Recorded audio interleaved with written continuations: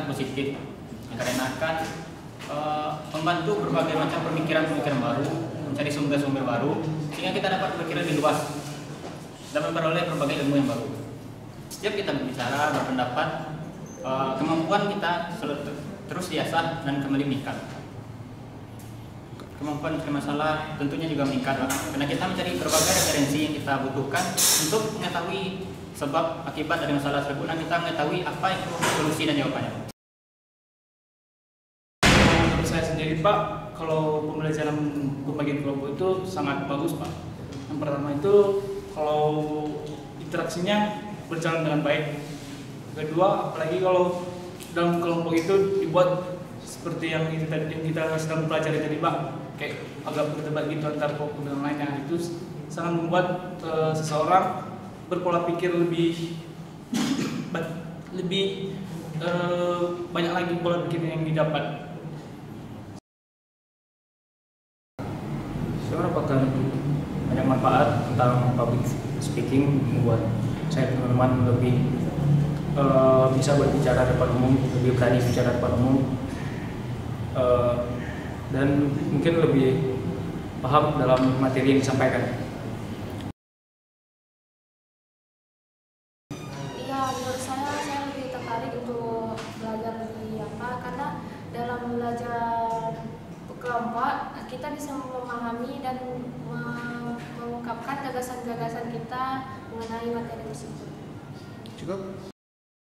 Tahu dari perspektif teman-teman kita gimana, jadi konsepnya lebih duduk aja gitu, lebih paham. Kalau tadi Anda banyak mendapatkan masukan atau memberi masukan? Dapat banyak masukan juga. Oke. Menurut Anda dengan adanya masalah dalam kuliah itu membuat Anda tertantang untuk belajar lebih kuat? Ya, kalau lebih banyak masalah yang dapat itu kan lebih explore gitu, bisa kayak nambah ilmu dan masalah-masalah tersebut. Oke, cukup. Sangat membuat saya termotivasi Pak, soalnya saya bercengkrama dengan teman-teman dan menimbulkan sudut pandang yang lain, sudut pandang satu, sudut pandang dua, dan saya sangat tertarik sekali kuliah seperti ini Pak. Menurut saya kalau dengan pendapat teman-teman yang positif dan pendapat teman yang berdasarkan landasan-landasan atau materi dari para ahli, itu sangat membantu Pak. Soalnya saya sendiri tidak bisa mengemukakan suatu pendapat dari para ahli yang lain gitu Pak. Oke, cukup.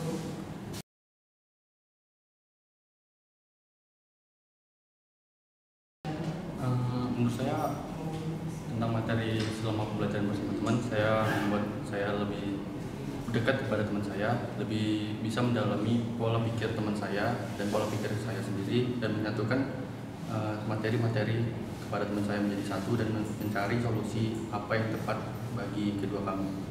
Berarti Anda lebih senang belajar bersama? Saya lebih sangat senang belajar bersama dengan teman karena kita dapat mencari ilmu dari teman kita dan kita dapat membagi ilmu kepada dia.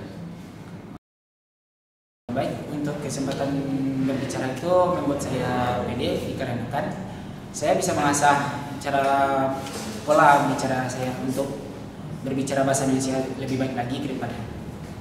Cukup, makasih. Kasih aja.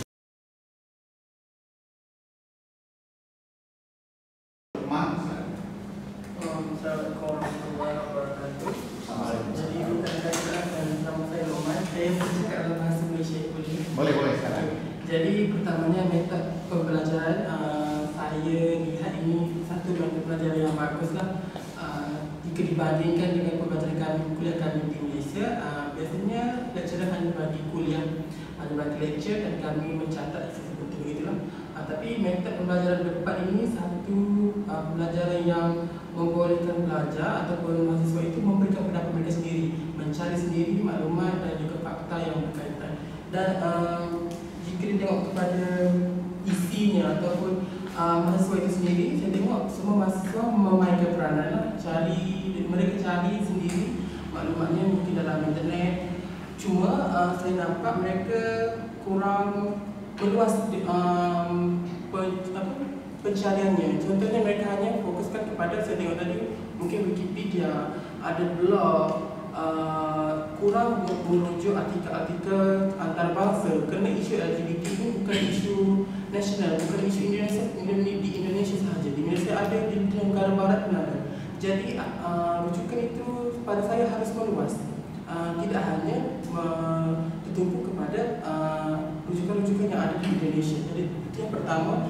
Yang keduanya saya tengok mereka kalau dari segi pembangkang itu tidak meluas. Hujannya yang hanya istilahnya daripada agama sahaja, kurang daripada sudut lain. Itulah yang saya nampak lah. Mungkin mereka gunakan sumber itu daripada sini, tempatan sahaja. Jadi yang hanya mereka dapatkan hanya sekitar seperti sudut agama. Tapi kalau dilihat pada sudut nasional, sudut antarabangsa, mungkin banyak lagi isu yang boleh mereka bahaskan. Baik, Assalamualaikum. Terlebih dahulu nama saya Anastasia. Bagi saya, metode pembelajaran Pak Dian pada hari ini adalah sangat memberangsakanlah kepada mahasiswa-mahasiswa UMP kerana pelajar sendiri dapat bertukar pendapat, bertukar idea, berkongsi pengalaman serta membuat pencarian sendiri tidak berasaskan kepada kuliah secara teori. Ketika elaborasi dalam kelompok itu kesulitan, Pak, karena ya memang terlalu besar kayaknya kelompoknya, maka sulit untuk komunikasi, sulit untuk menggabungkan pendapat-pendapat antar mahasiswa. Nah, beruntung tadi ada yang atas nama Prisgita yang di tengah, ada sempat tadi beberapa digabungkan pendapat dari rekan-rekan yang lainnya, dielaborasikan. Nah, mungkin itu pendapat dari saya. Terima kasih. Baik, terima kasih Pak. Di sini saya menitip pesan kepada mahasiswanya sendiri.